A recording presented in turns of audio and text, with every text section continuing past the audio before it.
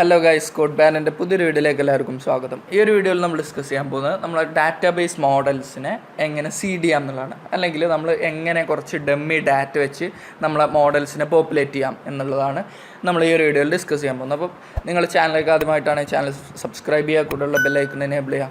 അപ്പോൾ നേരെ കണ്ടന്റിലേക്ക്.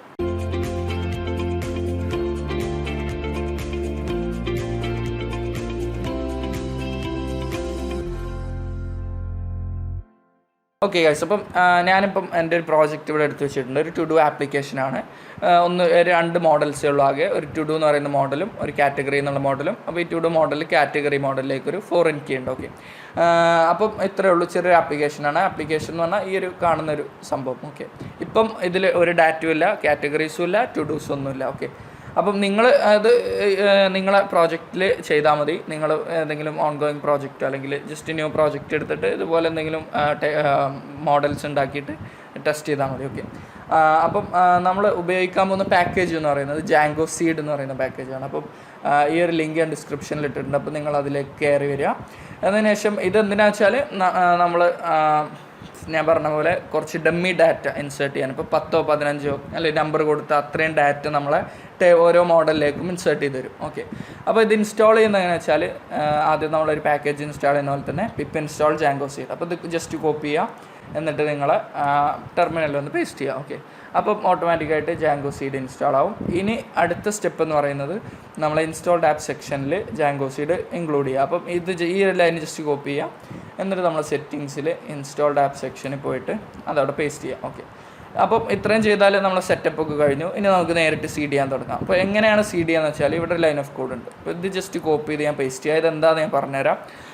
ഇതെന്താ ചെയ്യുന്നത് വെച്ചാൽ ഒരു മാനേജ്മെൻറ്റ് കമാൻഡാണ് സീഡ് എന്ന് പറയുന്നത്. പൈത്തൺ manage.py നമ്മൾ റൺ സെർവർ മൈഗ്രേറ്റ് എന്നൊക്കെ പറയുന്ന പോലെ സീഡ് എന്നുള്ള മാനേജ്മെൻറ്റ് കമാൻഡ് നമ്മളിവിടെ ഈ django-seed എന്ന പാക്കേജിലുള്ള ഒരു കമാൻഡാണ്. ഓക്കെ, അപ്പം അതിന് നമ്മൾ ഇൻപുട്ട് കൊടുക്കുന്നത് ഇവിടെ API എന്ന് ഉദ്ദേശിച്ചത് ഈ ആപ്ലിക്കേഷൻ്റെ പേരാണ്. അപ്പം നമ്മളെ കേസിൽ ഈ കോർ എന്നുള്ള ആപ്ലിക്കേഷൻ്റെ ഉള്ളിലാണ് ഈ രണ്ട് മോഡൽ കിടക്കുന്നത്, ടു ഡൂന്നും കാറ്റഗറിയും. അപ്പോൾ നമ്മൾ ഓരോ മോഡൽ വൈസ് അല്ല നമ്മൾ പോപ്പുലേറ്റ് ചെയ്യുന്നത്. എന്ന് വെച്ചാൽ നമ്മൾ കാറ്റഗറീനെ ആദ്യം പോപ്പുലേറ്റ് ചെയ്യുക, പിന്നെ ടു ഡൂനെ പോപ്പുലേറ്റ് ചെയ്യുക. അങ്ങനെ രണ്ടും വേറെ അല്ല ചെയ്യുന്നത്.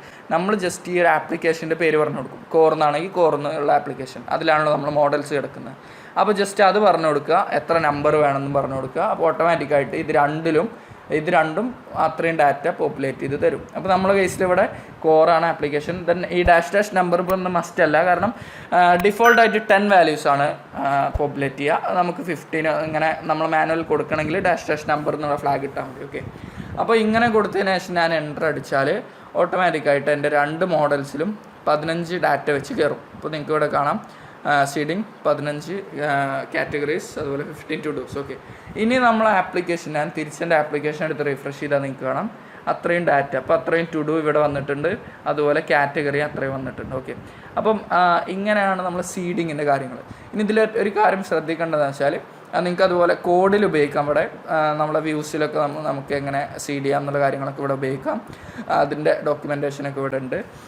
വേറൊരു കാര്യം ശ്രദ്ധിക്കണമെന്ന് വെച്ചാൽ ഈ നോട്ട്. ഓക്കെ, ഇപ്പോൾ നമ്മളെ ഇവിടെ പറയുന്നത് എന്താ വെച്ചാൽ രണ്ട് ആപ്ലിക്കേഷൻ ഉണ്ട്. ഇപ്പോൾ നമ്മളെ കേസിൽ ഒരു ആപ്ലിക്കേഷനേ ഉള്ളൂ. ഇവിടെ രണ്ട് ആപ്ലിക്കേഷൻ ഉണ്ട്. സപ്പോസ് അതിലൊരു ആപ്ലിക്കേഷനിൽ നിന്ന് വേറെ ആപ്ലിക്കേഷനിലേക്ക് ഫോറിൻ കീ, അത് തമ്മിലുള്ള മോഡൽസിൽ ഫോറിൻ കീ ഉണ്ട്. ഇപ്പോൾ ഇവിടെ എക്സാമ്പിൾ പറയുന്ന പോലെ ഒരു എ എന്നുള്ള ആപ്പിൻ്റെ മോഡലിൽ ഒരു ഫോറിൻ കീ ഉണ്ട്. അത് എവിടുക്കാന്ന് വെച്ചാൽ ബി എന്ന് പറയുന്ന ആപ്പിലെ വേറെ ഏതൊരു മോഡലിലേക്കാണ്. അപ്പോൾ അങ്ങനത്തെ കേസ് വരുമ്പോൾ ബി ആദ്യം എന്ത് ചെയ്യണം, സീഡ് ചെയ്യണം. അപ്പോൾ ബി എന്ന് പറയുന്ന ആപ്ലിക്കേഷൻ ആദ്യം സീഡ് ചെയ്തതിന് ശേഷമേ എ സീഡ് ചെയ്യാൻ പറ്റുള്ളൂ. അങ്ങനെ ഒരു കേസ് വരുമ്പോൾ മാത്രം. ഓക്കെ, അപ്പോൾ ഇതൊന്ന് നോട്ട് ചെയ്യുക. ബാക്കി നമ്മളെ ഈ കേസിലൊന്നും അതിൻ്റെ ഒന്നും ആവശ്യമില്ല, നേരിട്ട് നമുക്ക് എന്ത് ചെയ്യാം, സീഡ് ചെയ്യാം. ഓക്കെ, അപ്പം ഇതാണ് ഈ ഒരു പാക്കേജിനെ പറ്റി പറയാനുള്ളത്. സീഡ് ചെയ്യുന്നത് ഇത് വളരെ യൂസ്ഫുള്ളാണ്. നമ്മൾ വെബ്സൈറ്റ്സ് ഒക്കെ ഉണ്ടാക്കുമ്പോൾ, വെബ് ആപ്ലിക്കേഷൻസ് ഉണ്ടാക്കുമ്പോൾ നമുക്ക് ഡമ്മി ഡാറ്റ വെച്ച് നമുക്ക് ടെസ്റ്റ് ചെയ്യാനൊക്കെ. ഓക്കെ, നമ്മൾ ലോറം എപ്സം എന്നൊക്കെ പറയുന്ന പോലെ നമുക്ക് ചെയ്യാൻ പറ്റുന്ന ഒരു ഐറ്റമാണ് django-seed. അപ്പം നിങ്ങൾക്ക് എന്തെങ്കിലും ഡൗട്ട്സ് അല്ലെങ്കിൽ സജഷൻസ് ഉണ്ടെങ്കിൽ നിങ്ങൾ കമൻസിലിടുക. അതുപോലെ വീഡിയോ ഇഷ്ടപ്പെട്ടാൽ തീർച്ചയായും ലൈക്ക് ചെയ്യുക. ദെൻ ചാനൽ സബ്സ്ക്രൈബ് ചെയ്തുള്ള ചാനൽ സബ്സ്ക്രൈബ് ചെയ്യുക, കൂടെയുള്ള ബെല്ലൈക്കൺ എനേബിൾ ചെയ്യുക. അപ്പോൾ നമ്മൾ അടുത്തൊരു വീഡിയോയിൽ കാണാം. Thank you for watching.